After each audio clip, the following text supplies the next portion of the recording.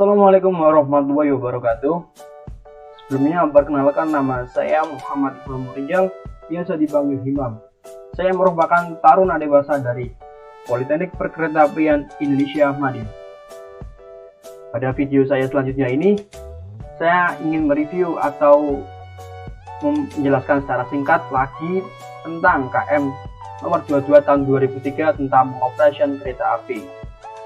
Tentu saja kita masuk pada bab 1, ketentuan umum. Pada bab 1 ini membahas tentang pengertian atau ketentuan umum tentang kereta api, stasiun, pos, peralatan telekomunikasi, peralatan, apa itu lintas, apa itu peta jalan, peta blok, peta jalan bebas, emplasemen, kereta api luar biasa atau KLB, kemudian pengendalian, menteri, direktur, dan badan penyelenggaraan.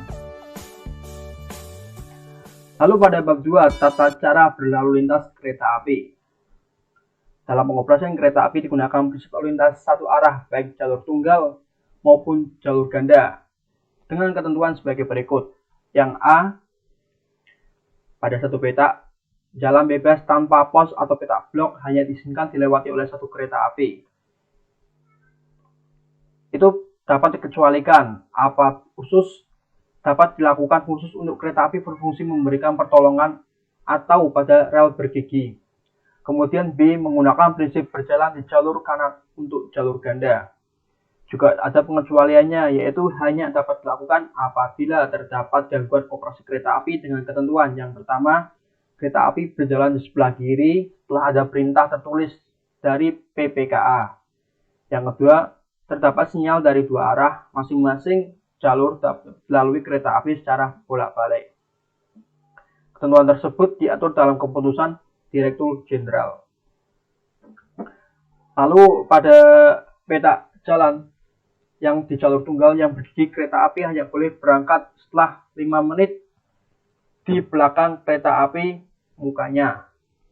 Yang kedua, beberapa kereta api berjalan satu peta jalan berurutan dengan selang 5 menit sebagai dimaksud pada ayat 1 dianggap sebagai satu kelompok kereta api dengan ketentuan kereta api lainnya berada di belakang menjaga jarak sekurang-kurangnya 500 meter dengan kereta api mukanya. Jadi kereta api itu boleh menyusun dengan jarak 500 meter atau setelah waktu 5 menit. Itu dapat dikatakan kereta susulan atau kereta yang ada di belakangnya. Kemudian kereta api yang berjalan langsung harus dimasukkan ke jalur lurus, kecuali di stasiun persimpangan untuk jalur tertentu atau stasiun peralihan dari jalur ganda ke jalur tunggal. Dan sebaliknya sesuai dengan peraturan pengamanan setempat. Jadi kereta api pada saat akan memulai dinas harus dimasukkan pada jalur lurus, dapat dikecualikan stasiun persimpangan untuk jalur tertentu. Lalu apabila jalur lurus bagaimana terhalang untuk dilewatkan, maka kereta api langsung dilewatkan jalur belok dengan pengamanan khusus dan mengurangi kecepatan. Apabila jalur lurusnya itu terdapat rintangan atau halangan, maka kereta api langsung dilewatkan ke jalur belok dengan keamanan khusus dan mengurangi kecepatannya jadi berkurang. Lalu persilangan hanya terjadi di jalur tunggal dan dilakukan stasiun yang telah ditentukan sesuai dengan grafik perjalanan kereta api dan daftar waktu untuk perjalanan kereta api fakultatif, maklumat perjalanan kereta api, serta telegram maklumat atau TEM. Penyusulan hanya dilakukan di stasiun, baik di jalur tunggal maupun jalur ganda yang telah ditentukan sesuai KPK, daftar waktu, malka, atau TEM. Penyusulan sebagaimana dimaksud pada ayat 1 dapat dipindahkan stasiun lain atau pada peta jalan di jalur ganda apabila terjadi keterlambatan kereta api yang searah. Pemindahan penyusulan dimaksud agar tidak terlambat kereta api yang searah. Pemindahan penyusulan kereta api sebagaimana maksud ayat 3 harus memperhatikan prioritas perjalanan kereta api. Ketentuan lebih lanjut mengenai penyusulan diatur keputusan Direktur Jenderal Kereta Api. Jadi apabila ada kereta api yang terlambat, maka dipindahkan stasiun lain pada peta jalur atau jalur ganda keterlambatan yang searah. Apabila kereta api yang searah mengalami keterlambatan, maka dipindah pada jalur lain atau selebihnya diatur oleh keputusan Direktur Jenderal.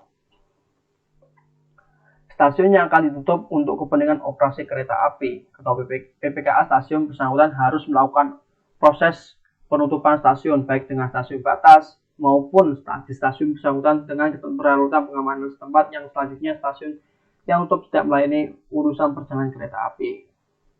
Stasiun yang dibuka atau tutup untuk kepentingan operasi kereta api ditentukan dalam KPK. Ketentuan lebih lanjut mengenai penutup diatur putusan Direktur Jenderal Perkeretaapian. Kemudian perjalanan kereta api pada malam hari dimulai dari tenggelam sampai terbitnya matahari atau perjalanan kereta api pada siang hari apabila jarak pandang masinis terbatas akibat cuaca buruk harus menggunakan tanda atau semboyan malam hari sarana maupun prasarana.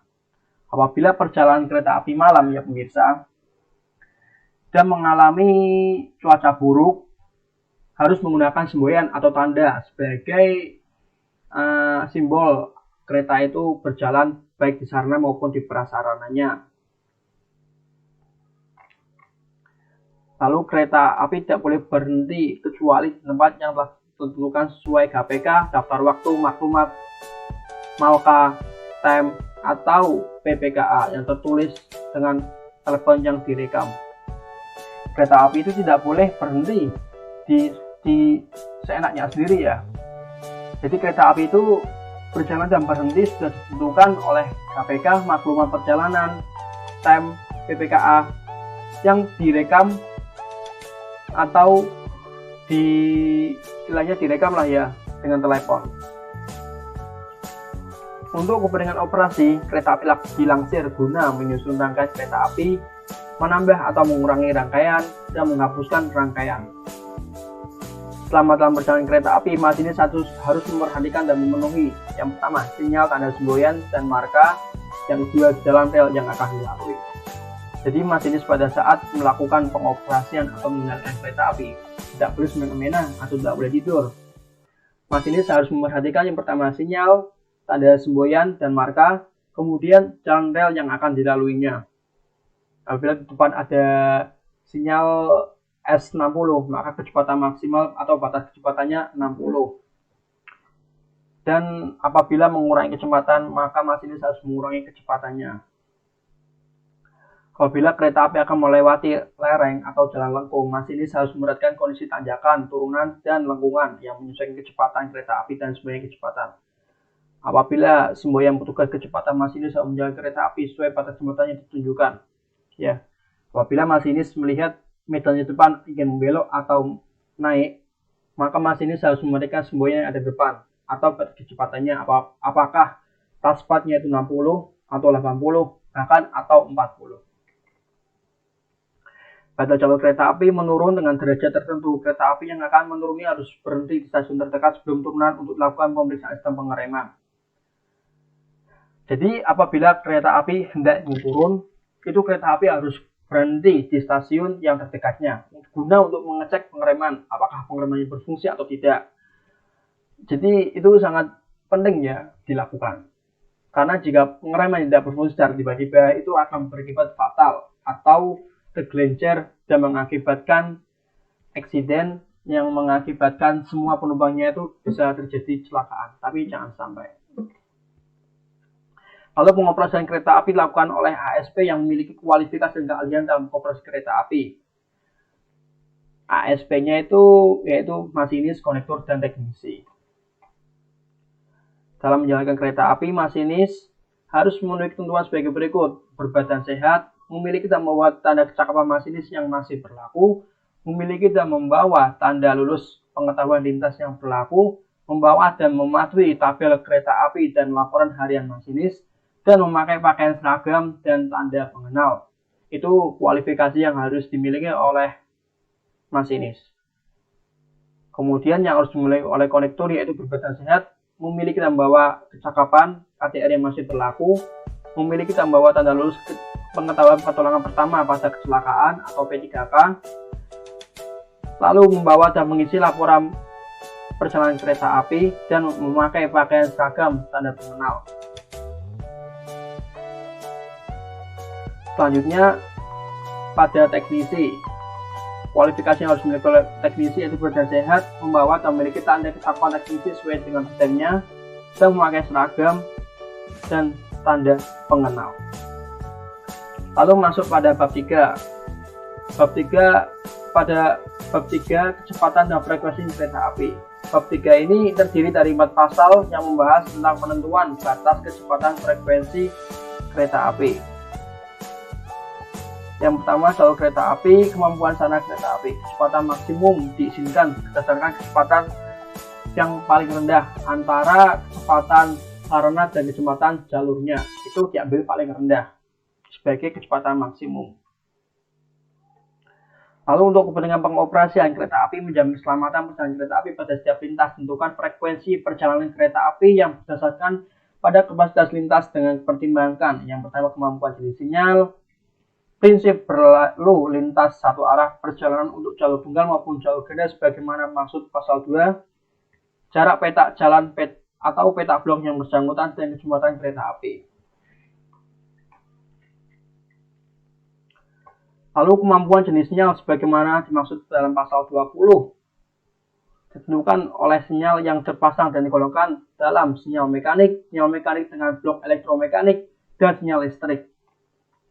Lalu kemampuan sinyal sebagaimana dimaksud pasal 21 digunakan untuk yang pertama, jenis sinyal mekanik untuk frekuensi rendah, sinyal mekanik dengan blok elektro untuk mekanik untuk frekuensi sedang, dan sinyal listrik untuk frekuensi tinggi. Jadi sinyalnya itu dibedakan ada 3, yaitu sinyal mekanik dengan blok elektromekanik, dan sinyal listrik, dan adapun tegangannya berbeda ya, atau frekuensinya berbeda pastinya. Lalu masuk pada bab 4 ini pemirsa. Bab 4, perjalanan kereta api. Terdiri dari 7 bagian dan 41 pasal. Kita masuk ke bagian pertama.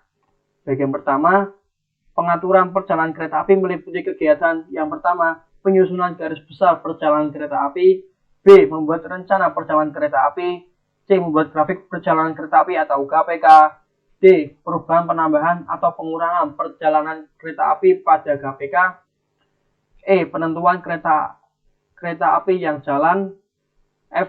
Pembatalan dan pengumuman perjalanan kereta api. Penyusun garis besar perjalanan kereta api merupakan penyusun garis besar rencana operasi kereta api tentang jenis, jumlah, jadwal, dan rangkaian kereta api yang akan dijalankan di lintas yang bersangkutan sesuai dengan kebutuhan angkutan. Kebutuhan besar perjalanan kereta api disusun oleh badan penyelenggara dan dapat ditinjau kembali dengan ketentuan keterlambatan kereta rata-rata lebih toleransi yang telah ditetapkan. Tidak ada kesesuaian antara GPK dengan kebutuhan dan perubahan kondisi prasarana, sarana, dan sumber daya manusia.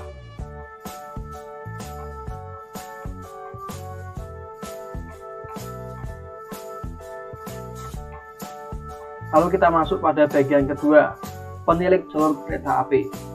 Penilik jalur kereta api dilakukan untuk mengetahui jalur yang bersangkutan aman untuk dilalui kereta api. Penilik jalur tersebut kurang-kurangnya 2 kali dalam 24 jam. Penilik itu berjalan kaki pada jalan rel yang membawa peralatan yang telah ditentukan. Lalu, penilik itu melaporkan pada BPKA stasiun pada akhir tugasnya. Apabila penilik itu belum melaporkan kepada stasiun, maka kereta api diperangkatkan dengan keamanan khusus. Masinis di samping tugas sebagai ASP juga berfungsi sebagai penilik dengan mengamati jalur kabin selama perjalanan kereta api. Yaitu kemudian petugas penilik harus memiliki kualifikasi dan keahlian khusus untuk bidang penilik. Dan ketentuan lebih lanjutnya diatur oleh keputusan Direktur Jenderal Kereta Apian. Jadi penilik itu sekurang-kurangnya harus memiliki trek, sepanjang trek itu kurang lebih 2 kali dalam 1 hari. Yang biasa kita lihat membawa senter itu si pemirsa. Kemudian bagian ketiga, penyiapan perjalanan kereta api. Penyiapan perjalanan kereta api meliputi penyiapan sarana dan rangkaiannya, penyiapan ASP, penyediaan waktu kereta api stasiun awal, semboyan yang berfungsi untuk menunjukkan isyarat yang berkaitan dengan perjalanan kereta api, kelengkapan administrasi untuk perjalanan kereta api.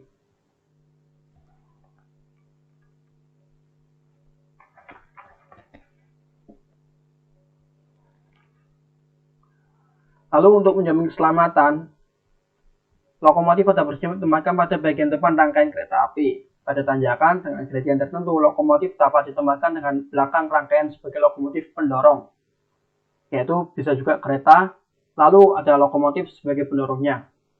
Dengan memperhatikan kemampuan alat perangkai, dapat ditempatkan lokomotif tambahan di belakang lokomotif sebagaimana maksud ayat 1 atau di tengah rangkaian. Apabila dalam satu rangkaian kereta api terdapat lebih atau satu lokomotif, maka pemegang kendali tetap berada pada lokomotif paling depan. Jadi apabila dalam satu rangkaian itu terdapat lebih dari satu lokomotif, tetap yang jadi pengendali utama yaitu lokomotif yang berada pada depan sendiri atau pada muka. Selanjutnya, rangkaian kereta api dengan kepanjangan tertentu yang menyebabkan masinis tidak dapat melihat tanda akhir kereta api, maka harus dilengkapi dengan alat komunikasi antara masinis dengan ASP yang bertugas di kereta atau gerbong terakhir. Ketentuan lebih lanjut diatur oleh Keputusan Direktur Jenderal. Apabila masinisnya tidak dapat melihat rangkaian gerbong paling akhir, itu masinis biasanya dilengkapi dengan alat telekomunikasi dengan petugas PPKA yang berada pada akhir rangkaian. Itu gunanya untuk mengecek apakah rangkaian itu tertinggal atau tidak.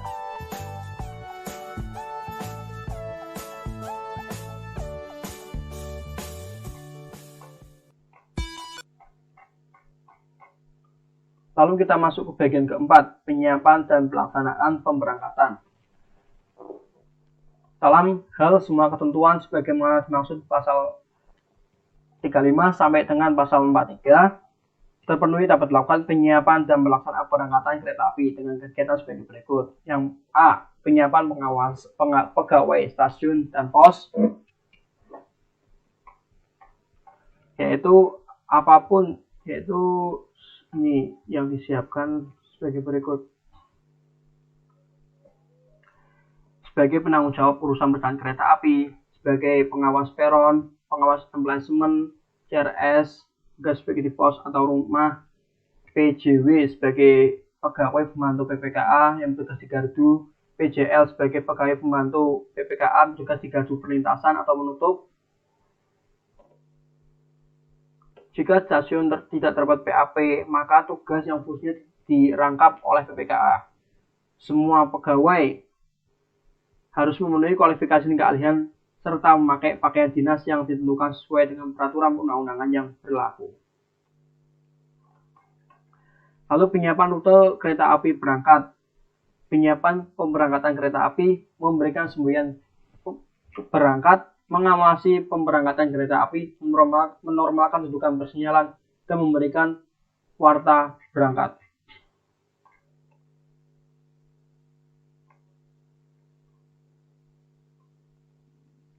Lalu masuk ke bagian kelima, perjalanan kereta api menuju jalan bebas. Perjalanan kereta api pada peta blok atau pada peta jalan bebas dimulai sejak berangkat atau berjalan langsung di stasiun atau pos yang bersangkutan sampai dengan kereta api tersebut berhenti atau berjalan langsung di stasiun atau pos terdekat. Yang kedua, perjalanan kereta api sebagaimana dimaksud dalam ayat 1 dimulai dari titik wesel terluar sampai ditempatkan pemberian di stasiun atau pos yang bersangkutan. Lalu pada saat kereta api yang melewati wesel terluar, masinis harus memperhatikan tanda atau semboyan ujung belakang, apakah ketinggalan atau tidak. Lalu dalam hal rangkaian kereta api tertinggal atau terlepas, masinis mempertimbangkan kemungkinan rangkaian pas menyusul atau dapat menyesuaikan kecepatan rata-rata berusaha menghentikan kereta api. Jadi apabila masinis itu melihat kereta api pada rangkaian atau rangkaian kereta pada akhir tertinggal, maka masinis harus mempertimbangkan kecepatannya.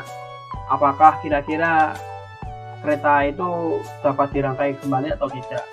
Dan semua keputusannya itu tergantung pada Dirjen KA. Lalu apabila dalam perjalanan kereta api menghadapi sinyal blok untuk kereta api bersangkutan dengan kondisi tidak aman atau terbukanya terdapat kereta api, jadi masinis harus menghentikan kereta api. Apabila masinis melihat di depannya itu sinyal tidak aman, maka masinis harus segera memberhentikan kereta api. Apabila kereta api demikiannya sebagaimana setelah berjalan, masinis boleh menjalankan kereta api dengan kecepatan maksimum 15 km. Setelah terjadi sinyal tidak aman, lalu kemudian kereta tersebut dapat berjalan dengan batas kecepatan maksimal 15 km per jam. Apabila dalam perjalanan kereta api mogok mendapatkan kecelakaan, awak sarana kereta apian di belakang wajib memberikan pertolongan dengan masinis menghentikan kurang lebih 50 meter dari kereta api yang mogok atau mengalami kecelakaan dan mengambil langkah-langkah sesuai dengan peraturan yang berlaku. Lalu kita masuk ke bagian ke-6, perjalanan kereta api di jalan bebas. Masinis kereta api yang sedang berangkat atau langsung di blok pos di stasiun yang dilengkapi dengan persinyalan mekanik atau elektromekanik untuk jalur tunggal harus memperhatikan sinyal blok untuk kereta api yang berlawan arah.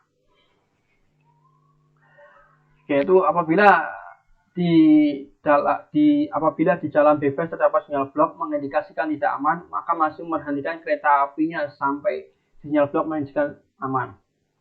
Apabila sinyal blok sampai 1 menit tidak ada respon atau lebih dari 1 menit, maka kereta api tetap berjalan maksimal kecepatannya 30 km per jam dan didampingi masinis di kabin.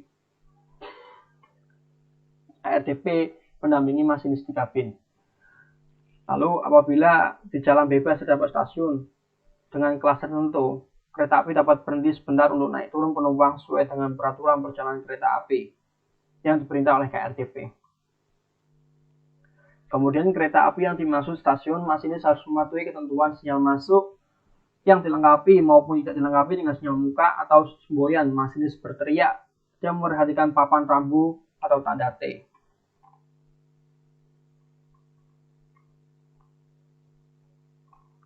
Lalu masuk pada bagian ke-7, kereta api memasuki stasiun. Kereta api yang berhenti di depan sinyal masuk sebagaimana dimaksud dalam pasal 5 ayat 3 dan ayat 4 berangkat kembali setelah sinyal masuk mengindikasikan aman. Apabila sinyal masuk sebagaimana dimaksud pasal 5 ayat 4 menunjukkan indikasi hati-hati atau setengah lengannya itu berada di setengah, yang satu berada di atas, itu kecepatan maksimumnya 30 atau 40 atau 60 sebenarnya elektrik. Maka kecepatan bersangkutan harus memasuki stasiun dengan kecepatan yang telah ditentukan.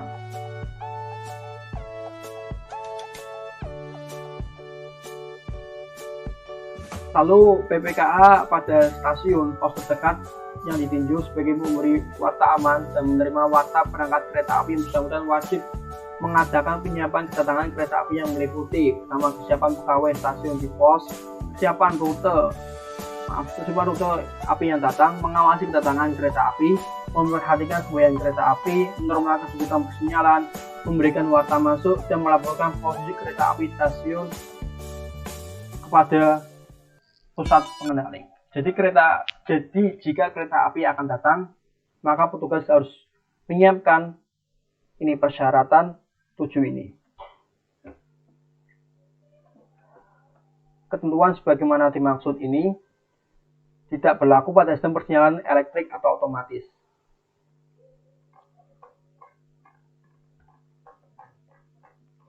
Lalu kita masuk ke bab 5,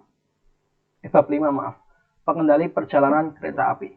Pengendali perjalanan kereta api yang dilaksanakan secara langsung dan tidak langsung. Yang kedua, pengendali perjalanan kereta api yang langsung antara 2 stasiun atau lebih dilaksanakan dengan cara yang pertama, setempat dilaksanakan oleh PPKA di setiap stasiun. B. Daerah dilaksanakan oleh PPKD untuk pengenalan 2 stasiun atau lebih. C. Terpusat PKT atau Centralized Traffic Control yang dilaksanakan oleh PPKT di wilayah pengendaliannya.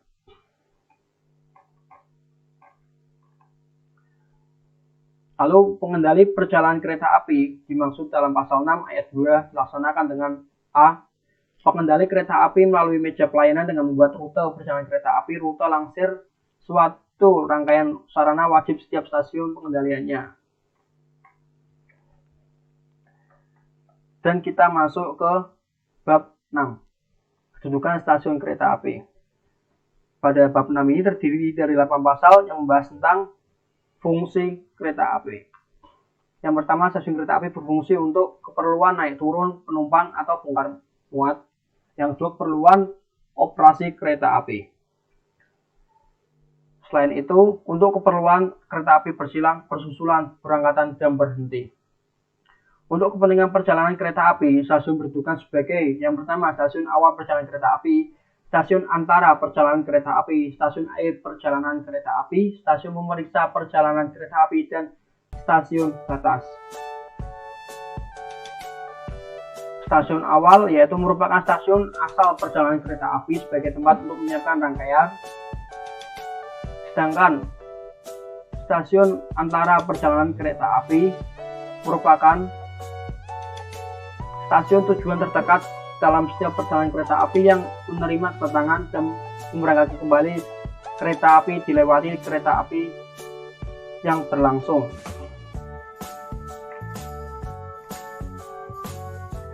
Kemudian stasiun akhir perjalanan kereta api merupakan stasiun akhir tujuan perjalanan kereta api yang menerima kedatangan kereta api. Lalu stasiun pemeriksa perjalanan kereta api merupakan stasiun awal perjalanan kereta api dan stasiun antara tertentu yang ditetapkan sebagai stasiun pemeriksa KPK. Dan stasiun batas merupakan stasiun sebagai pembatasan perjalanan kereta api karena adanya stasiun yang ditutup. Lalu kita masuk ke bab 7, ketertiban dan kelancaran. Terdiri dari 8 pasal yang membahas tugas PPKA dan masinis apabila rute kereta stasiun yang akan dimasuki kereta api terhalang kereta karena adanya rangkaian KA, kerusakan wesel, atau kerusakan jalan rel dan rute lainnya terhalang. Yang kedua, untuk ketertiban dan kelancaran operasi kereta api, setiap perjalanan kereta api harus dilaksanakan sesuai dengan jadwal dan tertib urutan yang KA yang akan diterapkan oleh KPK, daftar waktu, malka, dan tem.